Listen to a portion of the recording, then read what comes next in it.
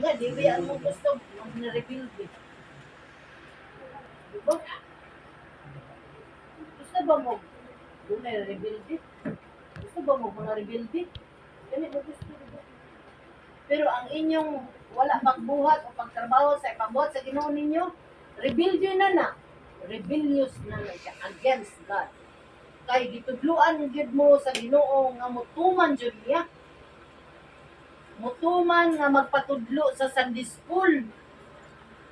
Mutuman nga moampo. Naabay batanon ni sulod sa atong prayer room. Kinsa nagsulod sa inyong prayer room? Inyo ka man na.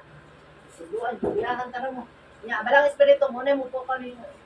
Tulad mo ka na amoy papa na may mama nga angay ay dalas mo kami. Diba? So, kinsa batanon niya ni sulod sa prayer room? O, wala niya pa nito man. Ah, si Sophia din, nakasulod siya. Muna niyo siya, ha? Kaya nakasulod din siya sa prayer room. Kasi doon na may mga exam, doon na may mga kasakit, mga kabukatong sulod na mo sa prayer room. Nakasulod sa din si Jida o si Kuan. Okay, exam man to doon, nangyari silang wisdom sa Ginoo.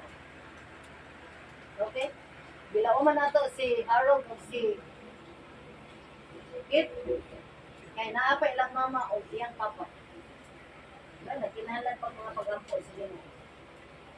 Sige, so, hapit sa tamhuman. Ang dinhipod, ang lihok, number 1 pataha nga, ang lihok sa bilang espiritu, kana bitong, mapakonsensya na to, kaya dili mo ganahan maminos pulong sa Ginoo. Nga naman, absinan na ninyo sa school. Palit-litin mo na, nahuman na ang sa school. Isa pa'y pagkabot. Ano maminaw? Kana siya. Naataan ng spiritual blindness katapong kaganina. Para ninyo hopeless. Awa, may mahimo na sa akong kinabuhi ng mga pilapil tag simba.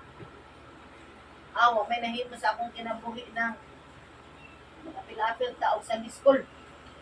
Unya, mahimo bang ingon-ani karon kamo kung wala pa ang Ginoo sa inyo kinabuhi kay maingon mo way nahimo. Way nahimo ang Ginoo sa inyo nga o naa? Very good. So, dalay good ang Diyos. So, manang na, ang Badang Espiritu, i-convict din mo sa inyong pagkamakasasala.